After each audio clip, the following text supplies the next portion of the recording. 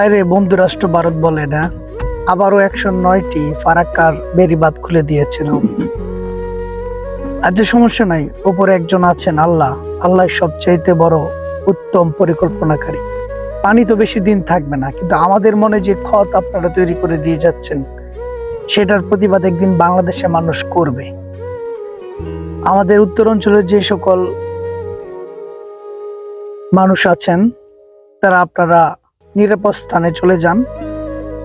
আপনারা সাবধানে থাকবেন। আপনাদের জন্য আমাদের সবসময় দোয়া আছে এবং আমরা প্রবাসীরা আপনাদের পাশে সবসময় আছি। পুরো বাংলাদেশ পাশে আমরা প্রবাসীরা সবসময় আছি এবং প্রতিটা সুনাগরিক মানুষ ধর্ম বর্ণ নির্বিশেষে আপনাদের পাশে আছে। ইনশাল্লাহ আমাদের দেশের কিচ্ছু হবে না। আপনারা সবাই নিরাপদে থাকুন, সাবধানে থাকুন। সবাই ভালো থাকবেন, সুস্থ থাকবেন। আল্লাহ হাফেজ।